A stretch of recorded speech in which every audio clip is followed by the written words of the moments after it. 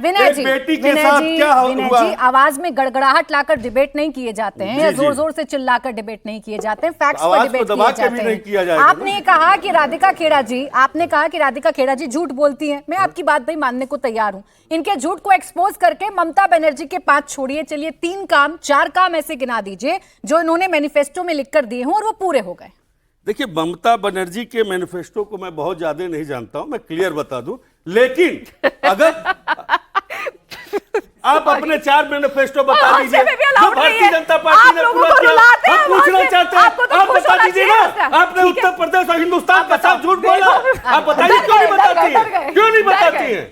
गुस्सा नहीं विनय जी, गुस्सा नहीं बोले आप। हम तो कह रहे हैं, अब यहाँ कोई आवाज दबा रही है, मैं आपकी आवाज को उठाने की कोशिश कर रही हूं। उत्तर प्रदेश के इनके पूरे मैनिफेस्टो को बता सकते हैं, हम हिंदुस्तान के जो भारतीय जनता पार्टी का पूरा मैनिफेस्टो हम बता सकते हैं। संसद में नारी शक्ति को दबाए हैं, अब स्टूडियो में नारी शक्ति को दबा रहे हैं। देखिए तो सब एक साथ नहीं, एक सेकंड, नारी अकेले है, उसको एकदम दबा रहे हैं। नारी का तापमान आप लोगों ने किया है, आप लोगों ने नारी का अपमान प्रशासन ने किया, क्यों नहीं लागू हुआ? नारी का अपमान को दबाने का काम करते हैं। हो जाइए, हिंदुस्तान की नारी खड़ी हो गई है, हिंदुस्तान की नारियों को दबा नहीं सकते। हिंदुस्तान में आप हिंदुस्तान के लोगों को बेवकूफ समझते हैं। आप डांस करने से नहीं काम चलेगा। आइए बात कीजिए, डांस करने से काम नहीं चलेगा। आइए रोहित जी, आइए, डांस करने से काम नहीं चलेगा। नारी सक्षम है, अपनी बात करने के लिए उसके आपके समर्थन की जरूरत नहीं है।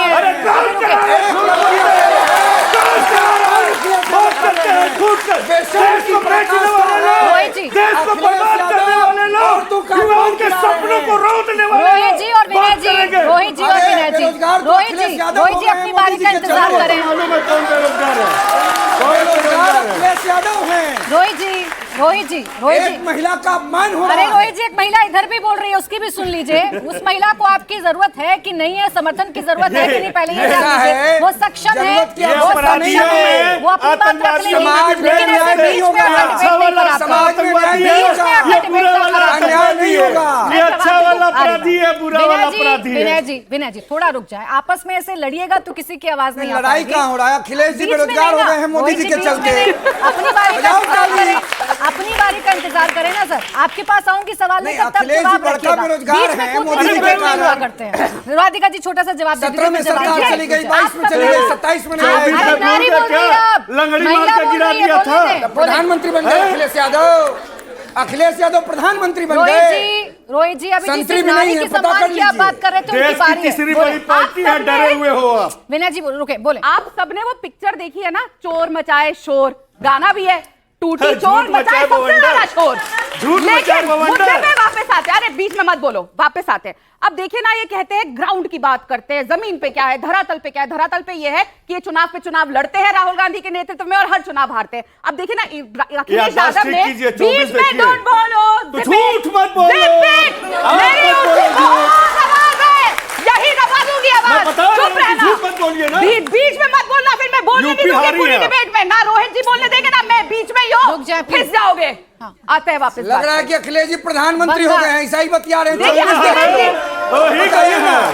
मैंने बताइए नरेंद्र मोदी जी देश के तीसरी बार प्रधानमंत्री, ऐसा बतिया रहे हैं कि लग रहा है कि अखिलेश यादव चंद्रमा पर जाकर सरकार बना। बताइए तो पूर्वकई की पराकाष्ठा। अखिलेश यादव ने 4 दिन पहले जब बिल गिरा तो कहा हमारा ठगबंधन अभी भी कायम है, हम कांग्रेस के नेतृत्व में इंडी ठगबंधन में है। अब वो ठगबंधन देखिए ना कैसा है।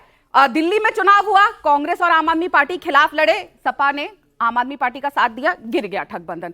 बंगाल में वही हो रहा है। राहुल गांधी ने, इनके नेता और लीडर ऑफ ऑपोजिशन सर्वे ने क्या कहा?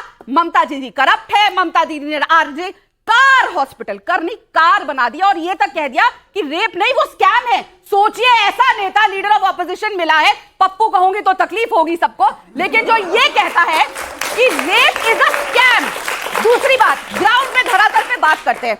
आज ही की बात है, मेरा नेता डिग्री वाला इंजीनियर है, कहना कहो। तभी टूटी चुरा के ले गया। भानगढ़ एक जगह है, ऐसी बात नहीं, कोई भी नहीं। भानगढ़ एक जगह है बंगाल में, वहां पे एक आदमी है रफीकुल इस्लाम। कौन है? ममता दीदी का नेता, टीएमसी का नेता है, जिसके घर में 100 लाइव बॉम्ब मिले हैं। अगर दीदी जनाब जीत रही है तो टीएमसी वर्कर के घर में 100 लाइव बॉम्ब क्या कर रहे हैं? जवाब मानव जी देंगे, भारतीय जनता पार्टी के लोगों जवाब मानव जी देंगे। उससे पहले जवाब जी भी हैं और रोहित जी भी हैं, दोनों को अपनी बात रखी है। लेकिन मानव जी, चूंकि आरोप आप पर लग गए हैं, बंगाल की बात करते करते बीच में थोड़ा सा सिग्नल आपका चला गया था। सर, आप कंप्लीट करें अपनी बात। ये कह रही हैं कि बॉम्ब की जरूरत क्यों है भाई, जब जीत रहे हैं तो? जब बम सब कुछ है तो बहरहाल सभी से बहुत बहुत माफी है, ये टेक्निकल एरर की वजह से चीज चला गया। लेकिन राधिका जी ने बहुत कुछ बोला, बहुत जोश में रहती हैं, ये अच्छी बात है। हम लोग भी चाहते हैं कि महिलाएं ऐसे जोशीले हों। लेकिन सबसे बड़ी बात है जब ये बोलती है ना कि आग लगा दिया था भवानीपुर में, आग लगाया नहीं था, आग लग गया था। और उस बुझाने के बाद वहां के बहुत सारे हॉकरों को रिहेबिलिटेट किया गया। आप जैसे बिहार में जीतने के बाद हॉकरों को मात्र 40 लोगों के अकाउंट में आए पेटीएम से। सच्चाई बताइए, कितने हॉकर्स चिल्लाइए मत, अरे चिल्लाइए मत ना, अब क्या चिल्ला रही है? पैनल में बैठी चिल्ला रही है। अच्छा, इनको चिल्लाने के लिए रखा है क्या? ऐसे चिल्लम चिल्ली करने के लिए बाकी जी रखा है क्या? ये कंट्रोल में नहीं है। बाहर से फिर उनकी आवाज कम हो जाएगी। हाँ बोले मानव जी। अब आप बीजेपी की प्रवक्ता तो जो कुछ भी बोल देंगे, अरे महाराज रुक जाइए। तो आप दिखा दो। तीसरी बात ये जब बात करते हैं, अरे मैं तो चाहता हूँ कि आप इतने जोर से अपराजिता बिल के ऊपर बोलिए, चिल्लाइए, चीखिए, मोदी जी को झंझोड़िए, या अपराजिता बिल लाइए, हमारी जैसी महिलाओं को बचाइए। सबकी आवाज मेरी जैसी बुलंद नहीं होती, सब नहीं जाते। अरे बैठिए। तीसरी बात, इतना हिलिएगा तो नेटवर्क भाग जाएगा। अरे जो संयोजन भी आ गए, 4 मई नेटवर्क गई। की बात कर रहे हैं आप तो। देखिए वो बाहर से इस बात का सम्मान कर लेते हैं, वो बाहर से जुड़े हुए हैं। आप लोग बोलेंगे तो उनकी आवाज वैसे ही कट जाएगी। थोड़ा उनको सुनिए, उसके बाद काउंटर करिए। जितने भी आपके साथ, जितने भी आपके स्टूडियो में जितने लोग बैठे हैं, सबसे एक बार पता कर लीजिए, जनता सबसे पूछ लीजिए। कोई कॉमेडी शो नहीं है, मानव जी की बात सुनना चाहते हैं तो सर सुने, अगर बंगाल पर चर्चा करना चाहते हैं। अदरवाइज वो बाहर से उनकी आवाज नहीं आ पाएगी। सर्कस में बोले मानव, कॉमेडी सर्कस में बैठिए, आप ही के साथ कॉमेडी सर्कस में, कॉमेडी सर्कस। राधिका जी आप ज्वाइन करेंगी क्या? आप ज्वाइन करेंगे? आप ज्वाइन करेंगे क्या उनको? अरे आप संयोजक बोल रहे हैं, मैं नहीं बोल रही हूँ। रोहित जी बोल रहे हैं, आपके साथी बोल रहे हैं। हंस रहे हैं, मैं नहीं कुछ कह रही। सुना करो ध्यान से। राधिका जी आपके लिए अच्छा ओके, अब कोई नहीं बोलेगा। मानव जी सिर्फ आप बोलेंगे, मानव जी सिर्फ आप बोलेंगे, स्टूडियो से एक आवाज नहीं जाएगी, सिर्फ आप बोलेंगे। बोले। देखिए संवेदनशील विषय है, जहां जब बात महिलाओं की होती है, जहां महिलाओं के बारे में बात होती है, हम अपराजिता बिल लाते हैं, हम महिलाओं के साथ खड़े रहते हैं। आज ऐसी बात नहीं है कि भाई हम जीत रहे हैं तो इसका दम है हमको। लेकिन 2024 जो इलेक्शन हुआ वो आरजी करके बाद हुआ, उसके बावजूद भी जिस तरीके से बंगाल की जनता ने वोट दिया, ये प्रमाणित है कि किस तरीके से ममता बनर्जी खड़ी है। पॉलिटिकल एजेंडा हो, पॉलिटिकल विंग हो, आपको स्वतंत्रता है, यही तो हमारे देश की खासियत है। अगर हम कहीं गलत कर रहे हैं, हमसे कहीं गलती हुई है, तो आप उसको चैलेंज करें, और चैलेंज हो रहा है, तभी तो इतना बड़ा आंदोलन हुआ, लोग हुआ और अपराजिता बिल आई। ये तो एक गिफ्ट है पूरे देश की महिलाओं के लिए।